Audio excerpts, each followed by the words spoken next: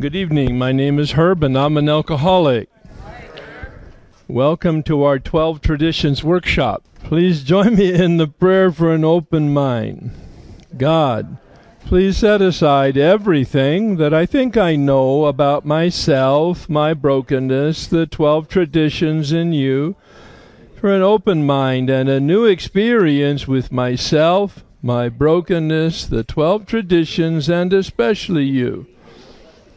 This is the foreword to the pamphlet, AA Tradition, How It Developed, by Bill Wilson, published in 1955.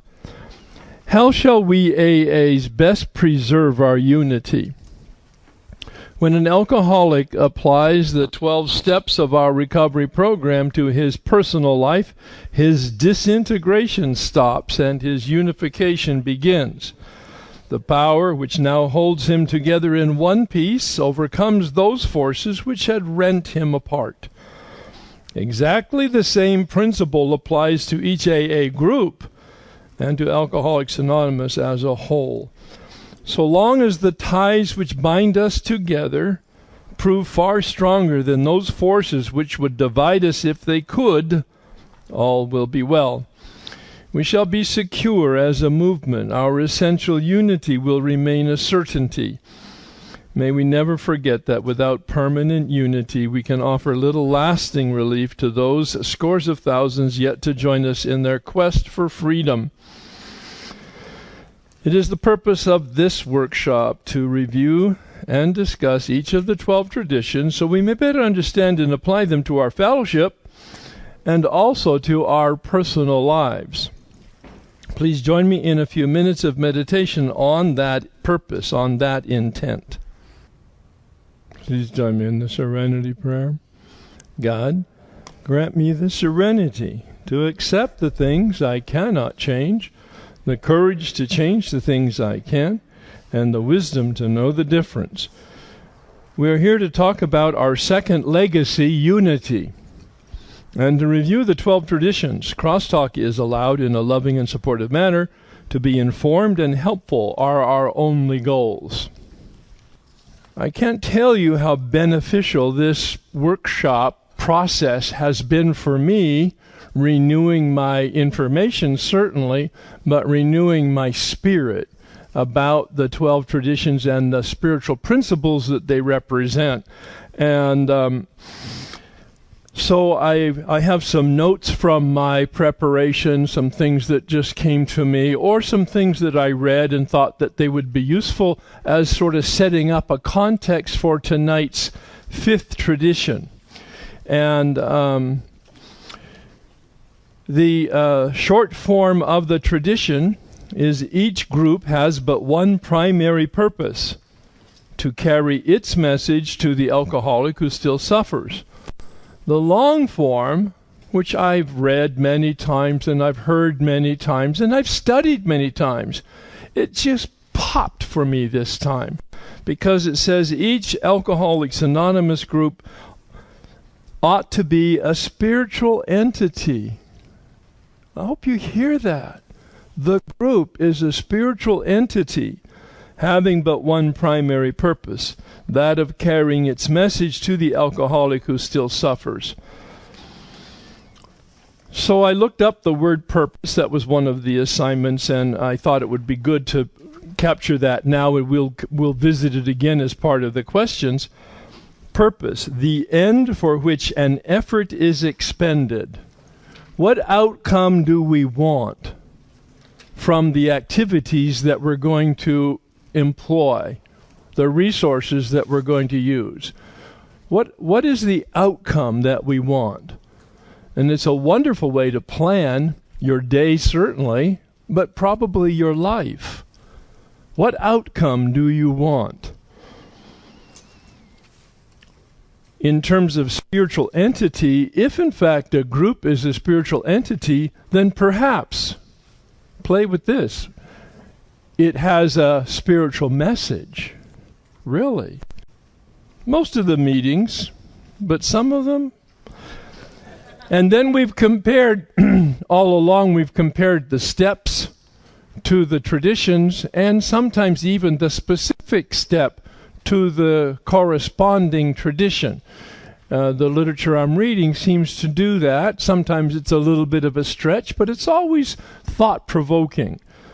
The fifth step reveals the exact nature of our wrongs, and the fifth tradition reveals the exact nature of our purpose. Perhaps our talents reveal our vocation and purpose. Who we are is our destiny. Our talents reveal the message that we are in fact communicating, or are invited, challenged to communicate. Our talents indicate the intended audience. I think that's really clear when we talk about one alcoholic talking to another alcoholic. Our talent as having recovered makes us uniquely equipped to talk to another alcoholic and be able to have some identification. And of course, we've given out a distribution thing that had what we are invited to sacrifice with each of the traditions and take actions on. So are we invited to sacrifice our complacency for compassion? Complacency for compassion? And are we more inclined to receive comfort rather than give comfort, along the spirit of the St. Francis prayer?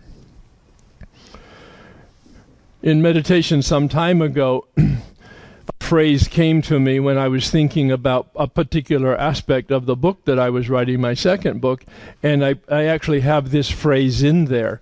The inclination is the invitation. Think about that. The inclination that you have as a person may be the invitation for your vocare to be called, your vocation, or at least your avocare, your hobby, your passion.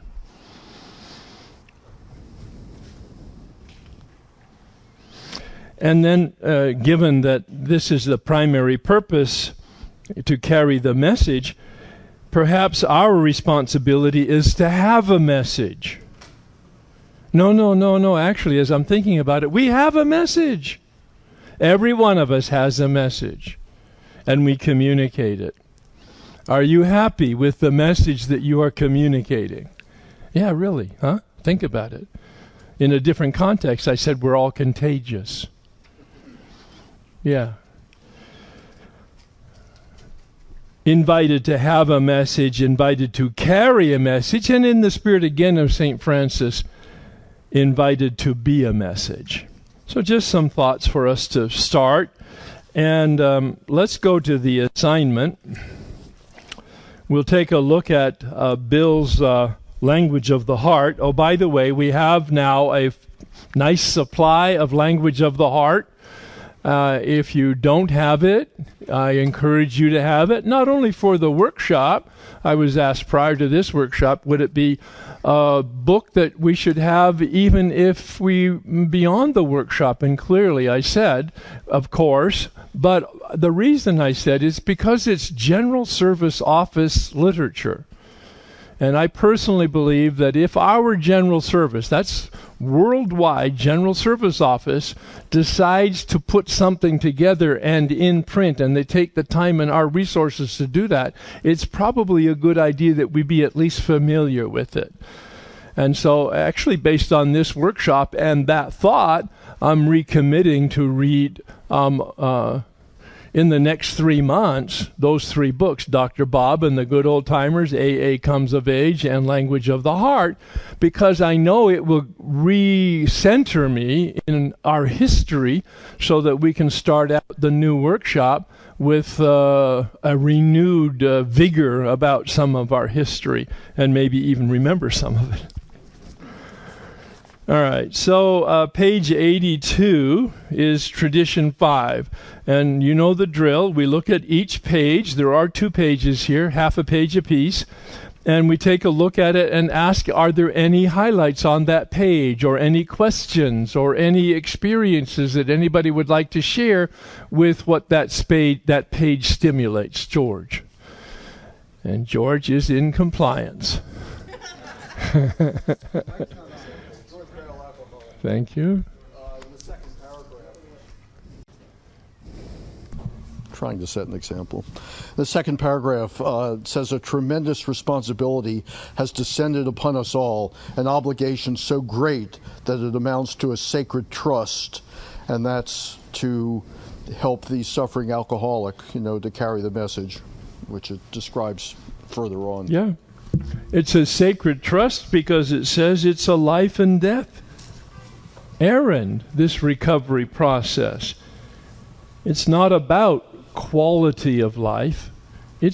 Although it is, of course, but fundamentally it's about life itself.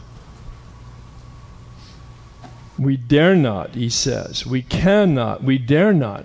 I mean, I've never heard Bill so directive, so single-minded here.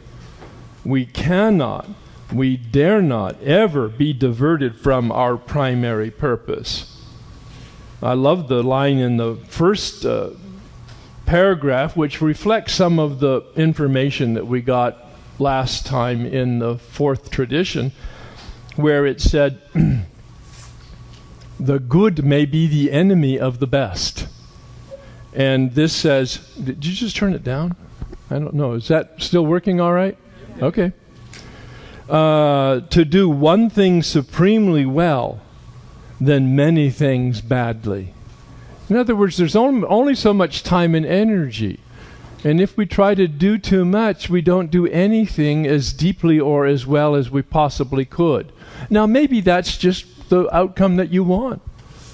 I work with somebody who said 80% of getting the details right is good enough for him.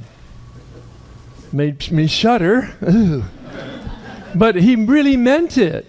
I mean, he's a senior person in the organization, and for him, details were just not that important as long as the big picture. And so, I honor that. It's not a way I could function. I pay attention to 100% detail. I may not get it 100%, but that's what I pay attention to. All right. Please, Alex. If you think you're going to raise your hand, it might be good to kind of get up and go for it. There we go. Nobody can run like you, though, right? When you were just mentioning that details and I was surprised to find out that I was a perfectionist because my house was a mess and everything was kind of chaotic. I was late for things. And then it turned out that the reason why my house was a mess is because I get so perfectionistic and so caught in all the details that I'd never finish anything because I'd get distracted. So I had to learn a saying which was, it's better to do, if it's worth doing, it's worth doing wrong. Which is, if it's worth doing, it's worth doing wrong. Which is counterintuitive for me. Yep. But it's been helping in my recovery to take it one piece at a time and not to do everything perfectly, but do the very best in that moment. Yeah. So anyways, it was just... Well, it's like Mark Twain said, I never learned from mistakes I never made. So it's the same kind of thing. And perfectionism will create paralysis because you want to do it perfectly. You know you can't, so why start? Yeah. All right. Please, Dave. Yeah, Dave, addict. And in my business, we have a lot of design reviews. And during the design reviews, we say we're 50% of the way done. We're 70% of the way done. We're 90% of the way done. And we never say that we're 100% of the way done because even 10 minutes before launch, we were still fussing with some of the details, software or something like that. Yeah. Well, and that's the same if anybody's a writer here. You'll write something and you'll be really happy with it. You'll go back tomorrow and you'll start changing it. All right? And then you'll go back the next day. You'll start changing it again. Because every time you get a little bit of an insight or a little bit of or your mood changes. Yeah. Ours are even predefined. At preliminary design review, we expect we're only going to be 50% of the way done. Yeah, yeah. Sounds rigorous. Tom, alcoholic. Hi, Tom. I hate to interject, but I have a bone to pick with this concept that we Which talk concept? About, this idea of perfectionism, and I think a lot of us are confused. Okay. Between being neurotic and having a neuroses and being completely focused to the point of being mentally ill. We confuse that somehow with this notion of being perfectionist. I think it's interesting, your colleague that had the 80% rule, his theory was probably, if you focus on 100%, you're never going to get anything done. So I just so don't agree with that. Well, I focus on getting 100% correct, and I get a lot done. Now, I'm at the 98% level, but my work is really good. Well, and I bet. And you're an exceptional man, Herb. Absolutely. But I think for the rest of us... Yeah, but this other guy owns the company. Right. So, I mean, really. And if he's happy with that, hey. And he's getting a lot done, apparently. Yeah. But I think for us plebeians down here, us bottom feeders, I think it's unhealthy to somehow prance around thinking that I'm a perfectionist. No. When in reality, I'm so neurotic and so sick and so bent and twisted that my life is chaos and a complete utter wreck. And I go to AA meetings and profess how aren't we all perfectionists? I think that's a really dangerous, twisted, warped point of view. And like I said when I got up here, I have a bone, an axe to grind. Well, you obviously have a strong feeling about this, verging on a resentment, so you have some work to do. That's all, Tom. It's wonderful. We discover new things. But I actually agree that perfectionism is not something to be achieved. It is, in fact, a declaration that I'm neurotic. I actually agree that anybody who says that I'm a perfectionist and really means it, if they really understand what that means and means it, probably that they're not balanced. They're compulsive, obsessive in some fashion, and they probably need to do some work with it. Yeah, exactly. Yeah. What? I agree. So, page 83, do we have any highlights on that?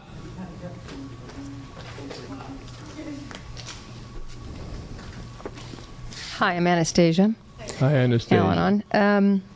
So on page 83 of this subtle vintage, so it's, building up, so I'm just kind of going right to it, but of this subtle vintage, may we never drink too deeply. May we never forget that we live by the grace of God on borrowed time, that anonymity is better than acclaim, that for us as a movement, poverty is better than wealth.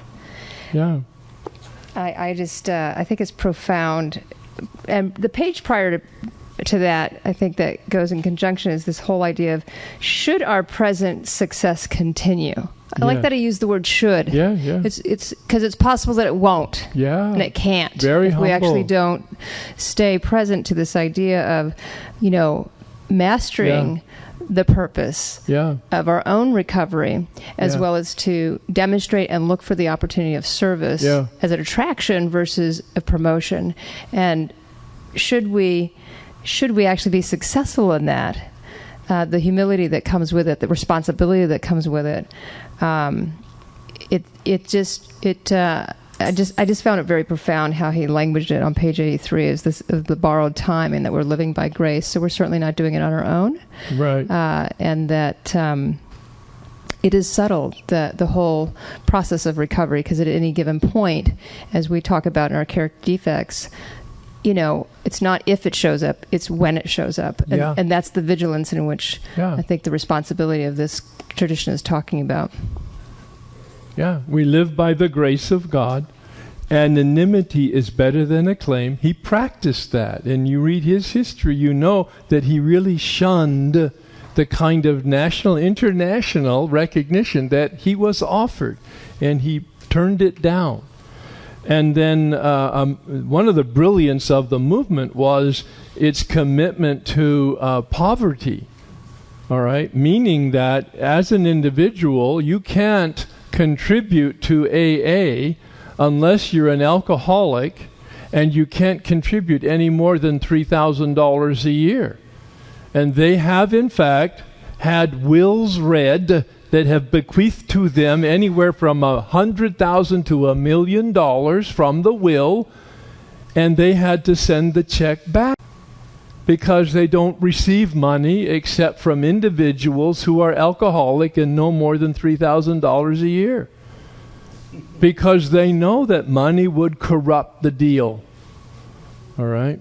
Yeah. And that was the insight that Rockefeller had way back when Bill was thinking he was going to get all that thousands of dollars from the dinner of the gathering of the millionaires that Rockefeller put together. And Rockefeller ended the dinner by saying, oh, by the way, boys, put away your checkbooks. Money's going to spoil this thing. Bill just got real depressed. A primary spiritual aim Oh, hi, Tommy. I didn't see it. Sorry. No. It's very interesting. I heard a talk that Bill gave in 1954 in Texas the other day, and he talked about that experience with the Rockefellers, and apparently over about a 5-year period they did end up receiving about $15,000, but maybe even more. Yeah, but they got doled, and Rockefeller actually sat down and wrote letters to all the bankers who attended one of those particular functions where he was so poignant and talking about how money might spoil his thing. And he actually took time out of his busy entrepreneurial life and wrote personal letters to all these bankers who sent, small sums for... Well, he said in the letter that he was going to contribute $5,000. That's right. And so Bill knew that if the people who were getting the letter saw that Rockefeller was going to contribute $5,000 with his billions, they only had to give $50. That's right. But it's interesting because he had the foresight to see that this movement could die on the vine. Yeah. And he breathed just enough life into it to keep it moving. Yeah. But he did put a few bucks forth. But more importantly, I think he gave of himself in arranging these meetings. There were several meetings, and he wrote the letters, and he was really personally involved and really put himself out there to help Alcoholics Anonymous. Well, and as Paul Harvey would say, and the rest of the story, Bill and Bob kept exact records of the money they received from the Rockefellers and the other people and returned it once the proceeds of the book began to come in. And they paid back all the debt, all the money that they had been given by non-alcoholics. Pretty impressive. Primary spiritual aim of AA, carry the message to the alcoholic who still suffers alcoholism. I want to go back to the comments about neurotic, lest we leave that hanging the way I think it was left hanging. It's on a scale of 1 to 10. And I've mentioned to you in my prior workshop that as a recovering narcissist, I was originally deemed by my psychologist an 8 on a scale of 1 to 10, 25, 30 years ago. And his comment was, the people who are 10 are in prison. All right?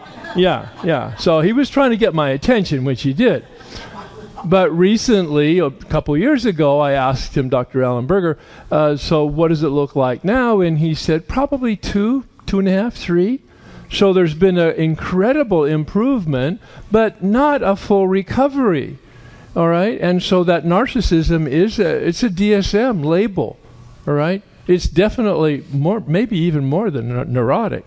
But there is mental illness in, I believe, all people, and a certain amount of neurosis in all people, but it would be like a scalable 1 to 10 type thing in terms of severity. All right? So I just needed to clear that up in case anybody was feeling bad about maybe being neurotic. Neurotics Anonymous is us, right? All right. So, the 12 and 12. Tradition 5 and the 12 and 12 starts on page 150. There are 4 pages. Let's take a look at the first page. Anybody want to comment on highlights on the first page?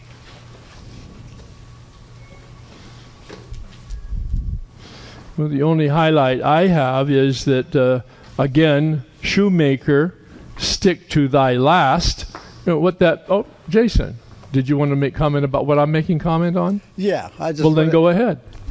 It's just a question. Oh. Jason Alcoholic. Hello, Jason. I don't know what the heck that means. Well, that's what I was going to just... Yeah. All right.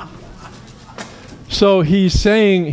This is a kind of a quote from his times using the language that was prevalent in a day where there were people who were masters at different technical skills, and they had apprentices that the master would train.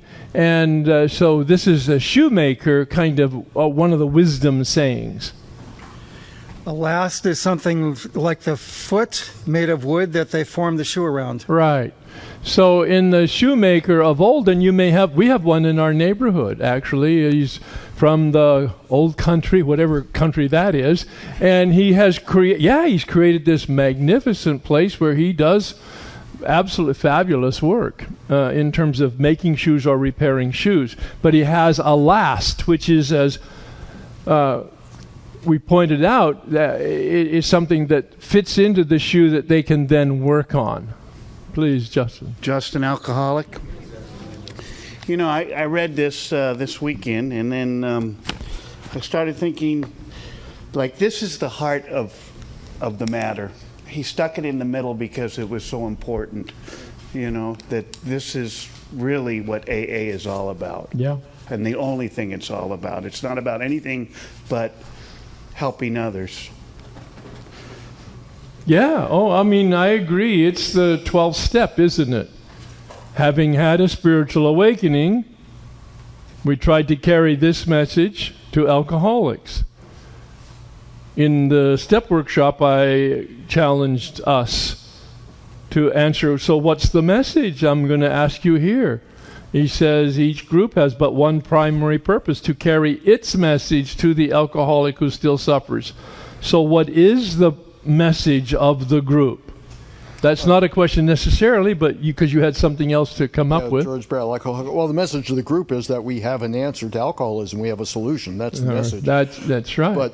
But what I'm commenting on here is not anything specific, but Bill is just very powerful here in saying how important it is, how much of a mission it must be for us to help others, to give them the benefit of our experience in recovery, and that it's just absolutely necessary. He's very powerful in how he expresses this, you know, with the analogy to doctors, who are one of the most highly regarded groups in society, presumably. Yeah.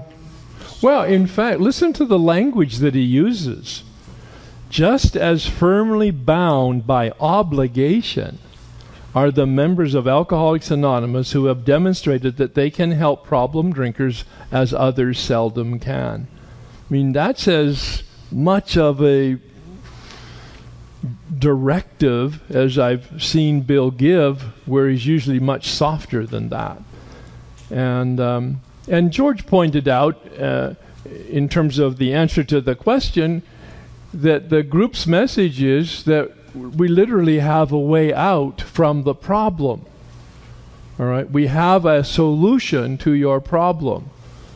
In the same way, the steps indicate that the message, I believe, in the 12th step is a spiritual awakening. The message of the group is much broader. It's like, we have a solution to the problem of your drinking. It happens to be a spiritual awakening, which means that you find God, but they don't even get to that level. They're just saying, we have a way out from the problem and the misery. You don't necessarily know what we have, and therefore you don't know whether you want it or not. What you're very convinced of when you're first coming to a meeting is that you don't want what you have. That's why you're there. All right. The next page, 151. Anybody have any highlights or comments on that page?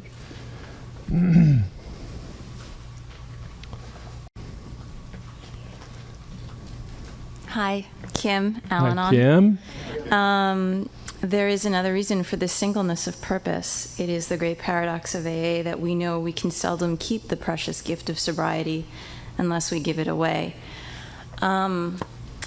I've been having such an experience with these traditions, and actually it's the spirit, it's the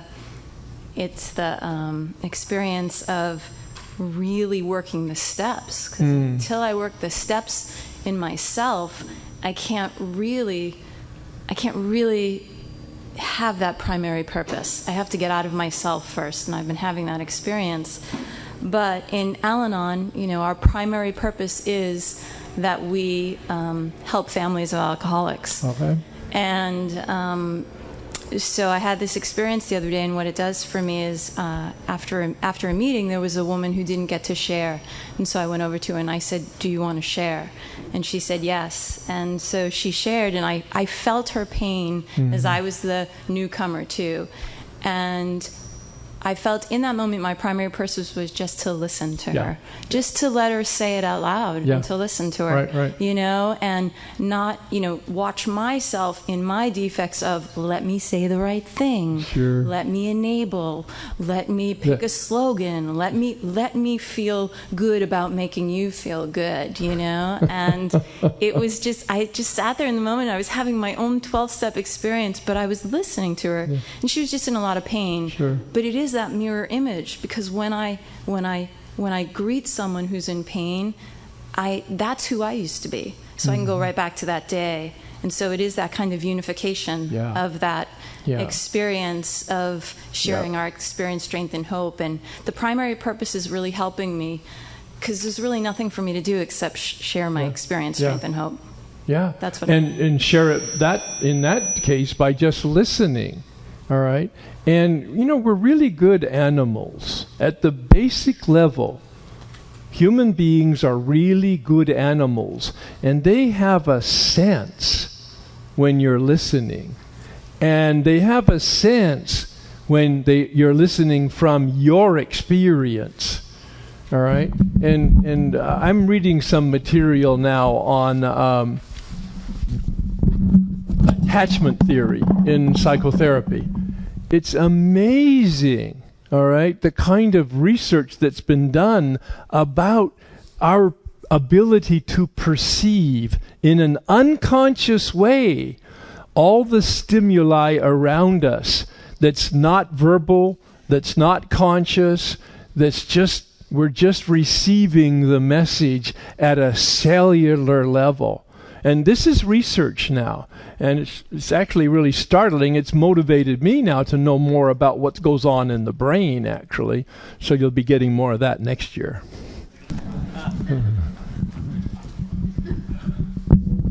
The only thing that matters is that he is an alcoholic who has found a key to sobriety. And then he says, these legacies of suffering and recovery. Legacies of suffering and recovery. Very few people find a spiritual life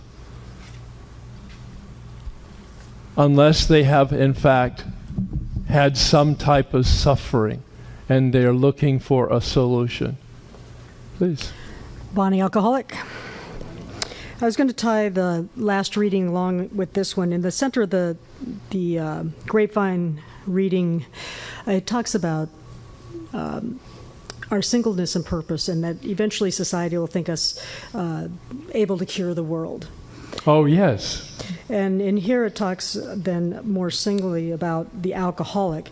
To the newcomer, in no way depends upon our ability to help a newcomer, in no way depends upon his learning, his eloquence, or any special individual skill. The only thing that matters is that he is an alcoholic and has found the key to sobriety.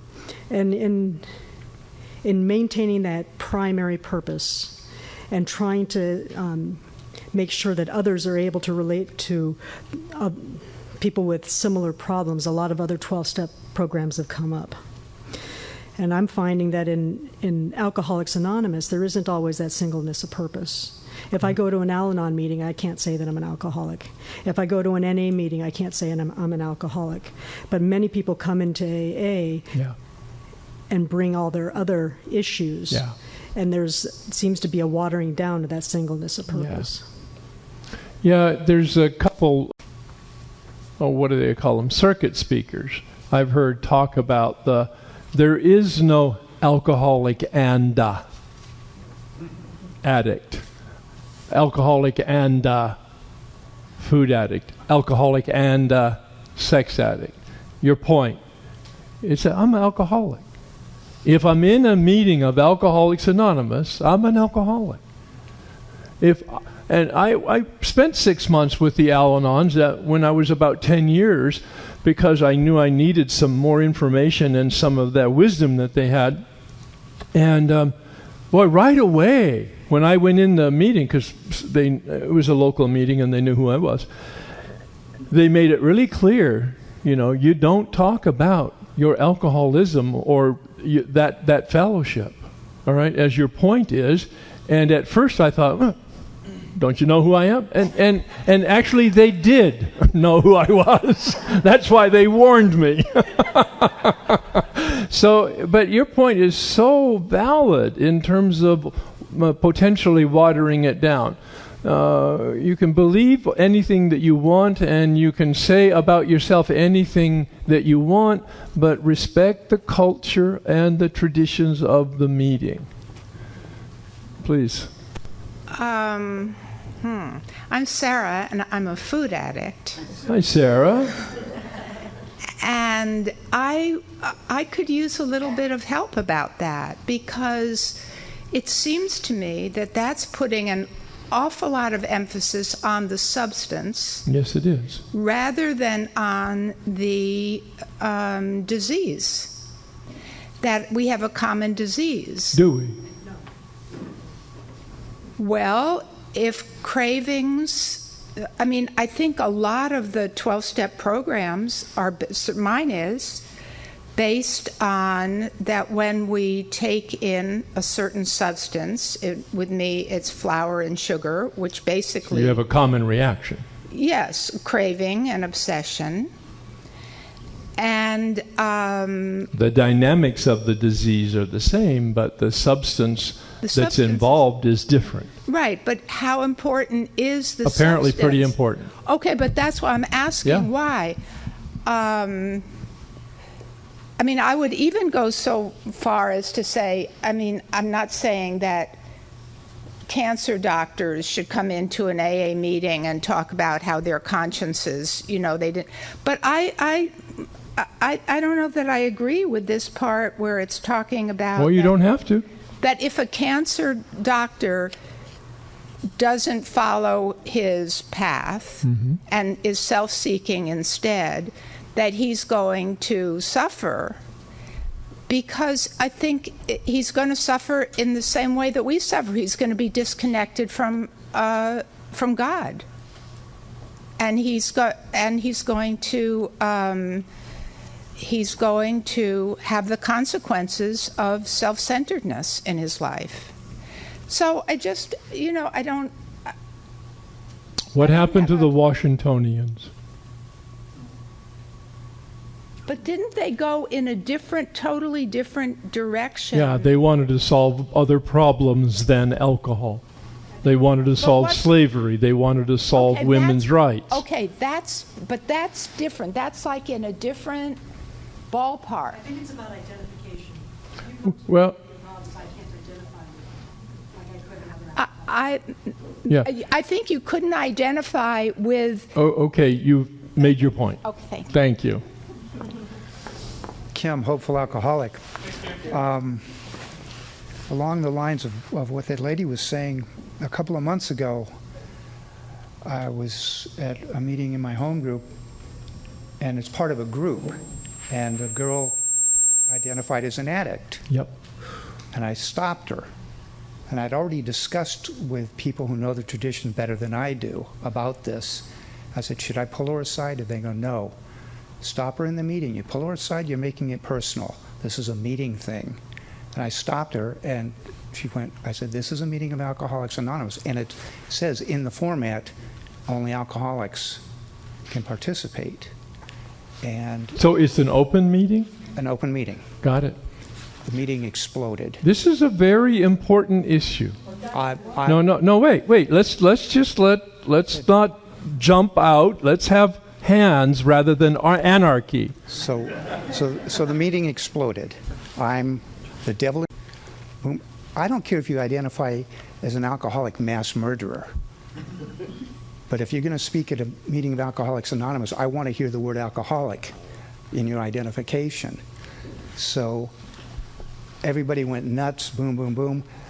They're going to take a vote on changing the format, this, that. Well, see, that's the group conscience. That's very valid. But as I say, it's a meeting in a larger group. They started calling their sponsors, and everybody told them the consequences of what they were about to do. Yeah. If they change the format to allow non-alcoholics to speak in the meeting, it's no longer a meeting of Alcoholics Anonymous. They are no longer part of the group. Well, I don't know whether that's true or not. Because the tradition says that the group is autonomous and they can make up a decision as to how they want to run their meeting. But what I'm saying is that meeting was part of a larger group. Oh, I see. If they did what they want to do, they would no longer be part of that group. Oh, I understand that. And if you read Problems Other Than Alcohol, the pamphlet, Bill states that a meeting of AA that allows, for example, Al-Anons to speak is no longer a meeting of AA, and an Al-Anon meeting that allows AA members to speak is no longer as an AA member, right? They're not in either one of the directories. They're not listed. They're fine dual, double winner meetings. But you will not find them in either directory. All right. So this is with the consequences of their decision. This is really an important issue, and I would like to have lots of conversation about it. Let's have respect for the conversation and the principle in the traditions, all right, as we express ourselves. And I'm going to restate the issue as I understood it, so I want to be really clear. This is a meeting of Alcoholics Anonymous. It's an open meeting, so that anybody can go to the meeting. But the meeting's culture is that only alcoholics who state themselves as an alcoholic can share. Can participate. That's the format of the meeting. Yes. All right. So we can have conversation about that in any way you'd like to, please. I think, Jason, did you have an issue here with him? No. I want to stay on this subject. Bonnie. Okay, I'm going to say I don't know. I don't want to learn as much as I have gauze in my mouth because I had to eat. All right. Okay. So when I first got sober, I went to a different 12-step program. But one night, I couldn't find a meeting of that 12-step program. So I went to a woman's AA meeting. And when I said, "Hi, I'm Bonnie, I'm an addict," they made me leave the meeting. Now, I was first sober. That could have been enough for me to go out. So I really... That's your problem. Rescinded it. Sorry. Wait, sorry, not finished. Yep. Okay, let me finish. If it's an open meeting, yes, that means anybody with, an addict, a narcotic addict, can go to the meeting. Can go to the meeting. That's correct. And I go to an AA meeting that's an open meeting, and it's never been part of our group conscience. Yes. That if you aren't identifying as an AA only, yes, that you can't participate. That's your meeting. Yeah. That's our meeting. That's good. So it's a meeting by meeting thing, not this is the rule. No. If you listen to him, what he's saying, and you got yourself wound up around the axle, right. He's saying that exactly. This is the culture of their meeting that only AAs share. That's the meeting's group conscience. Right. And so. But that's not what I heard you say. I heard you say an open meeting of AA, you can go, but you can't participate. I didn't say that. Well, that's what I heard. I understand that's what you heard, but it's not what I said. Because... So the truth is, then, it's a meeting-to-meeting thing. Each meeting is autonomous, and they can make up their own regulations as to how they want to run their meeting. Absolutely. But the point also here was made that this meeting is part of a larger group, and if they change the format, that disqualifies them from being in the larger group. There's just implications to it. There's no rules or requirements. There's the tradition based on experience that guides each group. But there are implications for each group's actions. That's all. Yeah. George is going to pass the basket, and we're really light in attendance, and we came very close to not making rent this last time. So just remember to subsidize us in whatever way you can. Thank you. Jason. Jason, alcoholic. Okay, for question 5 in a nutshell, A, B, and C, that's what I got out of this work. I'm going, my primary purpose for any group, even like family and friends, like if I'm going to, obviously an AA meeting, the primary purpose is to carry the message and be there, and share with any strength and hope and whatever I got. But like if I'm going to a family reunion, that's the purpose in that group. Yes. And that's why I'm there, for my family, for the family reunion. If I'm going to a birthday party for a friend, it's the birthday party. Yes. And so, and when I wrote, one of my notes when I wrote in there was, so interesting, was to listen to the speaker and get the format of whatever meeting I'm in, I can abide by it. That's exactly and right. then in that realm, that's how I behave and interact. The format will tell you the culture of the meeting. Yeah, and then am I willing to set aside myself to be a part of this whole? That's it. Yeah, it's really, anyway, that's it. Wow, look at him. He's on fire. Dang. Nicole Alanon. Hi, Nicole. He's on fire, but I was all wound up. As a newcomer, I had an experience around this. I was in an early... I'm just going to set this up by saying my very first meeting was at a convention, and I met a lot of long-timers. That is not the case for a lot of newcomers. So I had very early direction, but I still did things wrong, and I hate to use that word, but I was corrected. And I was corrected in a couple of different ways that almost made me stop coming back. So now what I try to do is I try to see a newcomer as somebody who doesn't know, and instead of saying whether they come from another 12-step program or not, they're a newcomer in that 12-step program, in that meeting. And I try to come with a little more compassion and let them just say what they need to say and then come with them after. Because my experience was I was in the middle of a share in the 15 minutes that they set aside for newcomers, and somebody whispered to me in the middle of my share that I was doing it wrong. Yeah. And I stopped. I didn't know what to do. I just said thank you and really ended mid-sentence. Yeah. And totally lost it after the meeting. Fortunately, I had a sponsor to call. But like I said, not everybody gets a sponsor in their first 2 weeks of program. Sure. Yeah, and but that also reinforces whatever message that you're going to deliver it with compassion and respect and tolerance and love and wanting to help. Absolutely. Thank you. Thank you. Richard, alcoholic. Hi, Richard. I see people around me falling asleep, so I thought I'd throw a little excitement in the evening. When I was early in my sobriety, I did a lot of general service work, and I was at a general service regional conference, and we were talking about changing some stuff in the big book. Are you flinching? And one of the things that's bothered me almost from the beginning is this very phrase, primary purpose. Well, if there's a primary purpose, there must be a secondary purpose. Sure. So I'm going to pose the question, and then I'm going to tell you my experience. What's the secondary purpose? I just posed the question. And then what happened was, as soon as I suggested that we should change the phrase primary purpose to only purpose, I got shouted down. Thank you. Their secondary purpose is to have fun. Oh. There you go. I'm Richard. Hi, Richard. Welcome, Richard. When I first got sober, I tried to get sober in the 70s. I went to my first meeting. I lived in Hawaii. And I was a full-blown drug addict in my mind. I drank an awful lot, but they asked me, "Are you an alcoholic?"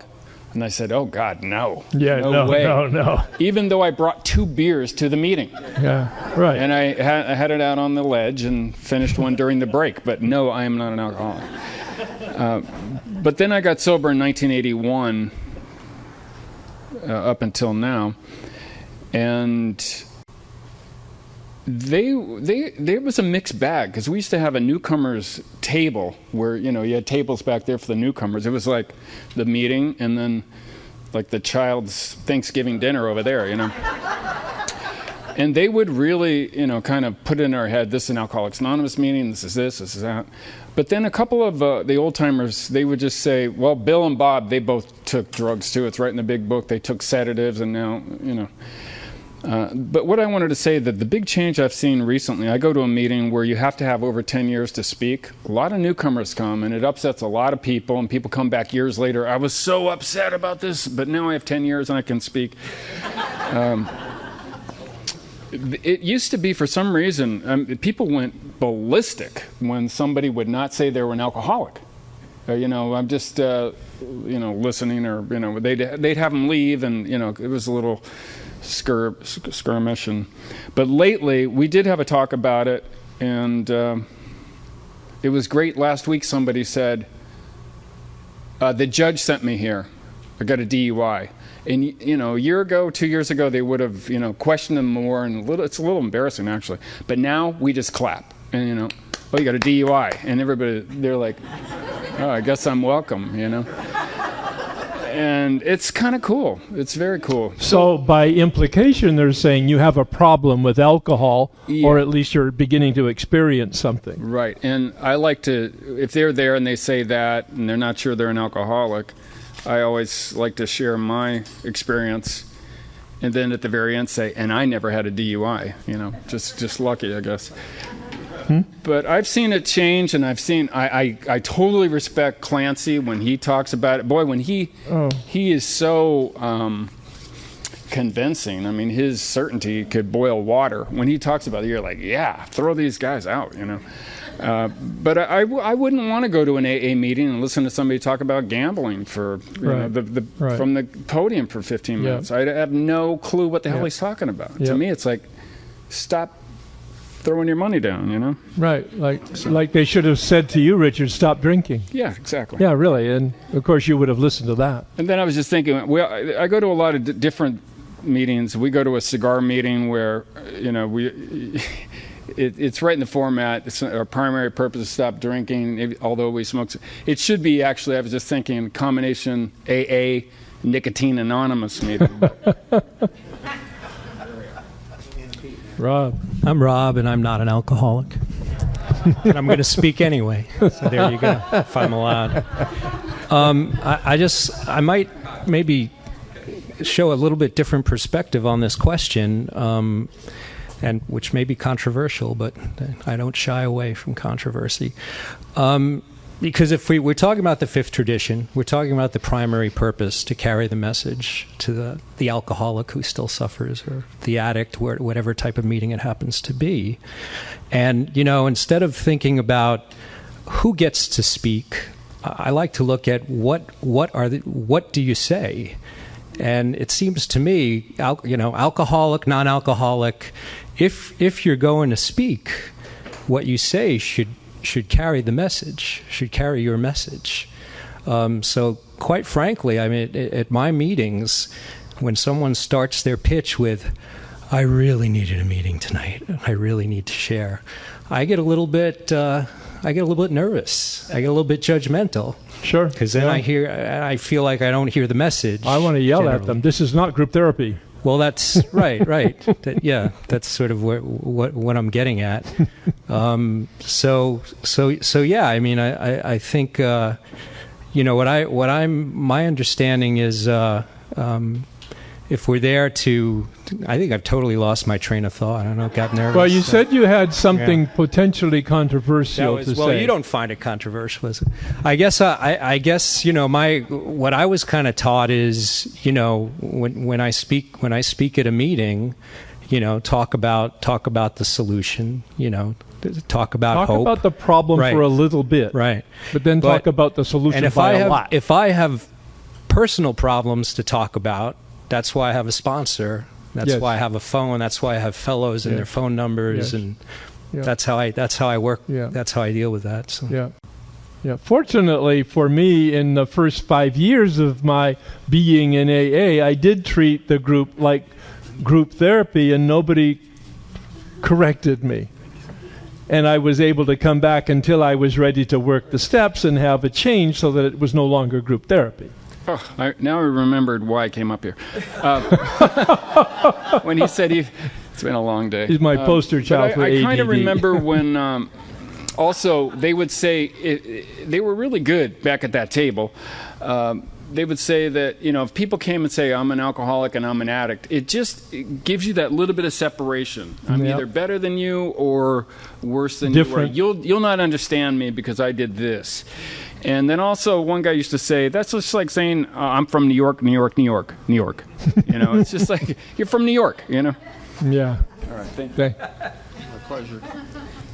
I'm Dave Stevens. Hi, Dave. I'm a drinking and driving, going to jail alcoholic. There you go. I had to explain that to someone who told me I did not look like an alcoholic. I said, dude. They must have needed glasses, David. Probably. And I just shared this with her. But I have this business where I record anonymous events, and a couple. It doesn't always involve substances. My first group that I did a workshop for, I recorded Under Earners Anonymous, and their thing is prosperity. They tried to affect mine, so I don't work with them anymore. But I just did this past weekend record a Clutterers Anonymous event, and I listen, and I just wanted to share and I shared this with her. One of the cute things I heard was that we are referred to as the beverage meetings, which I thought was kind of cute. Yeah. We're the beverage meetings, right? We're the beverage group. The AA, then, yes. It's just to put that out there. It Yes. isn't always about substances. Yes. And that's how they look at us. And that's fine. Thank you. Yeah, thank you, David. Well, let's continue with the 12 and 12, a very spirited, wonderful dialogue. Up to the mic. Yep, sorry. Yep. Page 152. Page 152. Anybody have any highlights on there? Bill's really telling a story there. Go ahead. I'm sorry. I had one little thing on 151 remaining. I hope this is more lighthearted than the last thing, but I'm Rob, yeah, still. But I notice, he's Bill's writing about Dr. Silkworth, names him, and refers to him as the little doc. Now, was he actually of slight stature? What is that referring to? Yeah, he was small. He was short. Yeah. All right. Just checking. Yeah, he was diminutive, right. Yeah, well, Bill was very tall, and so was Dr. Bob. Yeah, actually, that's right. All right, 152 and 153 are really telling about a story here. Anybody want to talk about the story? Please, Dave.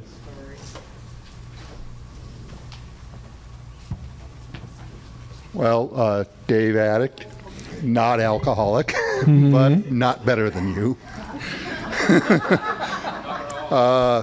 Where I really highlighted was when he was dubious. Do you really mean the only reason you're here is to try and help me and to try and help yourself? I find in my outreach that it really helps me maintain my sobriety rather than necessarily helping them. But it just has been always rewarding to me. I always walk away from a phone call or a meeting where I've talked to a newcomer feeling stronger in my sobriety. Yeah. And that's the paradox, the spiritual paradox. It's like a coin again. When I'm helping you, I'm really helping myself. And I actually know that when I help you, I help myself. So underneath my motivation for helping you is for me to get better. All right? No, there's no conflict there. It's just a nice dynamic that we become aware of. And in fact, one of the sayings in our 12-step fellowship is that you can't keep it unless you give it away, and to the extent that you give it away, it grows. None of that makes any sense. and yet it does experientially. Thanks, Dave. Jennifer, and I like the last full paragraph on 153 where he says, finally he saw, I wasn't attempting to change his religious views, that I wanted him to find the grace in his own religion that would aid his recovery. Yeah. Well, but keep in mind, can we not do that? The microphone doesn't pick up on the speaker. Well, I don't understand it. We'll talk later on, but it's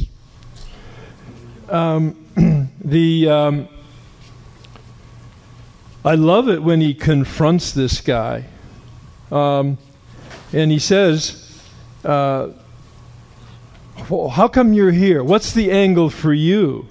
And the guy says, well, there really isn't any angle, because and he says, give me the business. He says, I think you're just a conceited Irishman who thinks he can run the whole show. I mean, it's likely very confrontive, right? I love that part. So Bill had the ability to see the truth and to tell him the truth and risk hurting his feelings.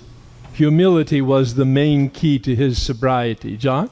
That was what I was going to say. Oh, right. All right. There. Humility was the main key to his sobriety. That is, he saw the truth of it and he was willing to express the truth. Okay. So let's go to the illustrated.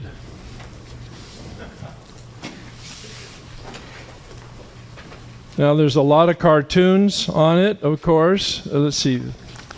On the whole thing, except there's some paragraphs there on the right-hand side. Are there any highlights that anybody would like to talk about?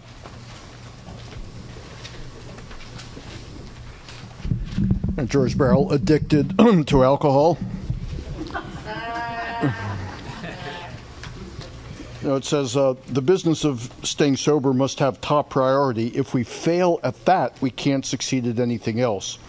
The fifth tradition tells us that groups should remember their one primary purpose, which is to help people to succeed at sobriety. But so the individual has to succeed an individual has to stay sober in order to succeed at the rest of life. The group must help people to get sober in order to be a success. I also wanted to comment, there's, in the cartoon, I mean, there's a sailor leaving his girlfriend, and he's just gotten back from leave, and my God, how committed can you be? That's right. Yeah, exactly. Nicole? Nicole Al-Anon. So I really, even as an Al-Anon, and I'm not practicing sobriety because I don't have to, that was a joke, by the way.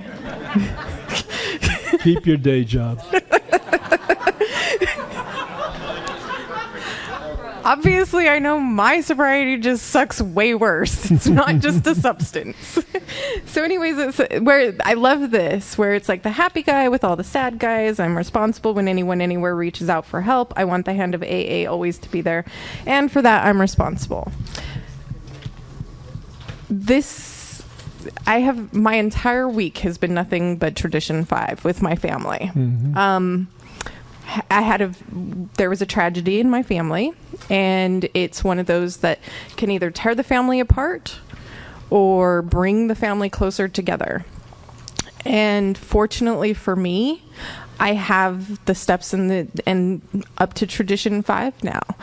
And the singleness of purpose was basically me without lecturing and without saying, you have to do this, you have to do this, you have to do this. Right. But my entire family, through the wake of this tragedy, was like, well, why don't we try what Nicole does? We'll just all go to Al-Anon. Wow. And that was their solution. I mean, they haven't done it yet, but that's their conversation through this. And gas up the bus. It's mm-hmm, mm-hmm. It's been really hard because through this everybody is working really hard to try and save this one person, and I'm the only one who's making continuous calls asking, how are you today? And separating them as individuals. And that's what this looked like to me. Yeah, truly helpful. Thank you. Thank you.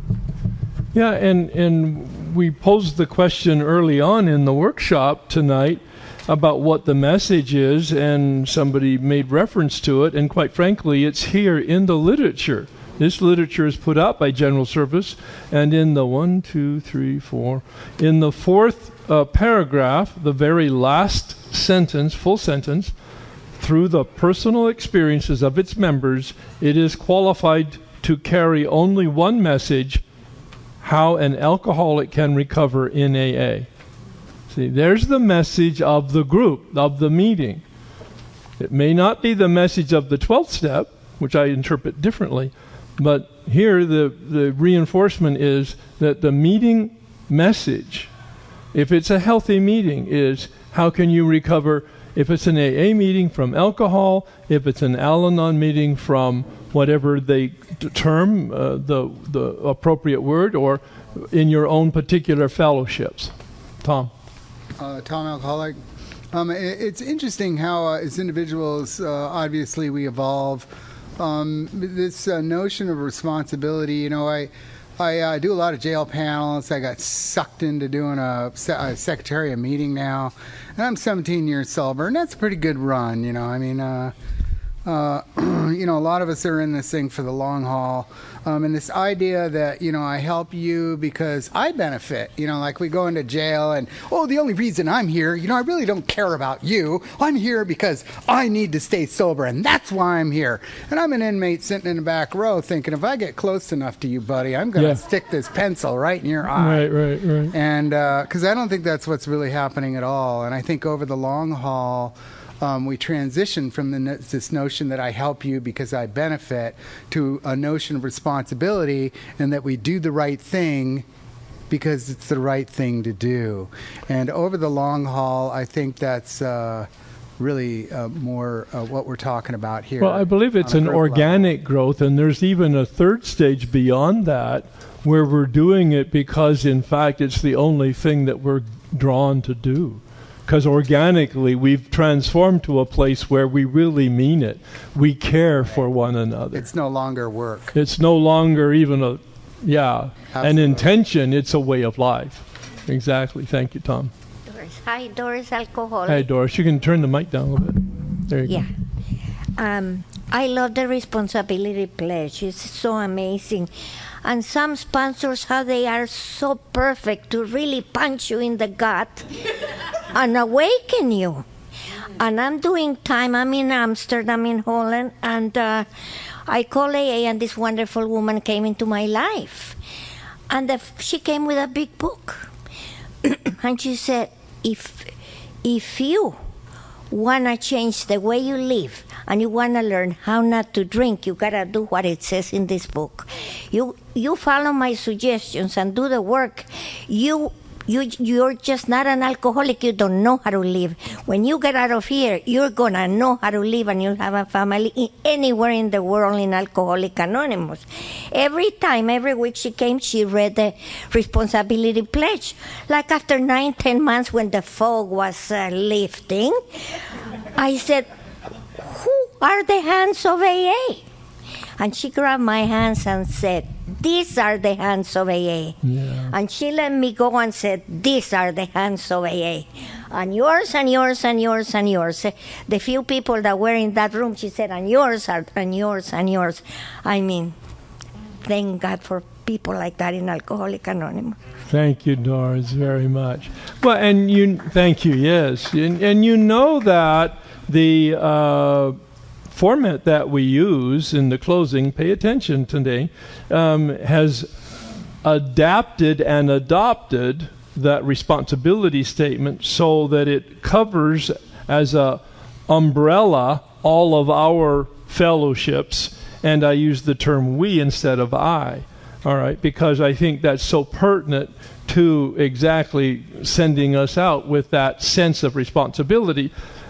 Over time, as Tom mentioned, it grows from quite like a sponsor direction that we just grit our teeth and do, to a responsibility that we feel, to eventually, organically, a passion that is just a gift to us in terms of helping us. For the first time, we did recommend that you look at and review the pamphlet, the group. If you didn't receive at least 3 pamphlets that we've handed out to you for free, we purchased them so that you could have them. And one is the group, the other is the illustrated, and the other is the history of the traditions. And we have an ample supply. So if you didn't get it, please get it. And if you want another copy for some reason, please take it. Yeah. But in this particular pamphlet, if you haven't looked at it, and it's not in any particular order, so you have to kind of flip through it to see if the relevant tradition has any article or reference to it. This has a couple pages on group inventory, so that you can kind of like take a look at this and ask yourself these questions. What is the basic purpose of my group? What more can the group do to carry the message? Is the group attracting alcoholics from different backgrounds, a good cross-section? Is there an undue or excessive turnover of newcomers that they're not coming back? Do we emphasize the importance of sponsorship? And I won't go through all of them. There's 13 questions here. But, I mean, these are wonderful sort of veil-lifting, to use Doris's term, veil-lifting questions about, oh, wow, this is the description of a healthy meeting. Rob. I'm Rob, and I am a compulsive overeater. There is one thing in this pamphlet I wanted to mention. And I know it can spark a whole hour debate, which we don't have time for. But on page 34 of this pamphlet, at the very top, it says, staff members at each service desk are themselves recovering alcoholics. Other employees may or may not be recovering alcoholics. And I did not know that in conference-approved literature, that was the term that they used. Because they use it in this literature. Yeah, okay. Because the big book does not say recovering. It says recovered. Yep. And when I think about the primary purpose, carrying the message, is the message that, you work the 12 steps and you get to be recovering the rest of your life, or you work the 12 steps and you will recover, which is a more hopeful message. So I was kind of surprised that they chose to use it. I'm glad you pointed it out. I didn't see that, and I'll take another look at it. I think it's worth... Say it again? Yeah, well, maybe they did, or maybe it's somebody who hasn't thought it through and hasn't really read the big book as carefully as we read it. All right? So here's some additional thoughts I've had about a healthy meeting. A healthy meeting identifies the problem, but spends more time sharing experience and proclaiming the solution. A healthy meeting carries directories and the approved literature, a healthy meeting. I go to lots of different AA meetings outside the area or where I'm asked to speak or something. A surprising number of them don't have big books in the meetings. It's kind of like, what? The meeting is listed in the directory and is got the correct address and time in the directory. How many times have you heard people try to find a meeting and they go and it's not at that time, or it's not at that place, or it was closed down, or whatever? A healthy meeting perhaps adheres to the traditions, is solution-oriented, welcomes the newcomer, and has thought out a strategy of dealing with the people that we talked about, encourages sponsorship, is not a cult of personality, but is a cult of principle, and shares experience rather than sharing opinions. Just some thoughts that came to me from the reading and the reflection that we did. Well, we didn't have time to go over the personal applications of it. We were actually very wonderfully engaged in the application to our respective fellowships, and I think that's wonderfully productive.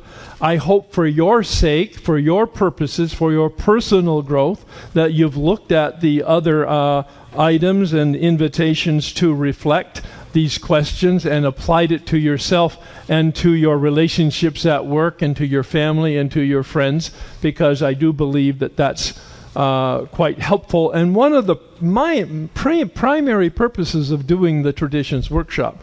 But we'll maybe experience some more of that next week. Our respective 12-step fellowships help their members maintain their personal recovery and encourage them to offer to share their recovery experience freely with others who may have a similar problem. This we owe to our fellowship's future. See, I'm using generic terms here because all 12-step fellowships are invited to come here and participate. To place our common welfare first, to keep our fellowship united, for on unity depends our lives and the lives of those to come. When anyone anywhere reaches out for help, we want the hand of our fellowship always to be there, and for that we are responsible. After a moment of silence, please join me in the prayer of St. Francis. Lord, make me a channel of thy peace, that where there is hatred, I may bring love, that where there is wrong, I may bring the spirit of forgiveness, that where there is discord, I may bring harmony, that where there is error, I may bring truth, that where there is doubt, I may bring faith, that where there is despair, I may bring hope, that where there are shadows, I may bring light, that where there is sadness, I may bring joy. Lord, grant that I may seek rather to comfort than to be comforted, to understand than to be understood, to love than to be loved. For it is by self-forgetting that one finds, it is by forgiving that one is forgiven, it is by dying that one awakens to eternal life. Amen. So the next assignment is Tradition 6, and it's all laid out there, and see you next week. Thank you.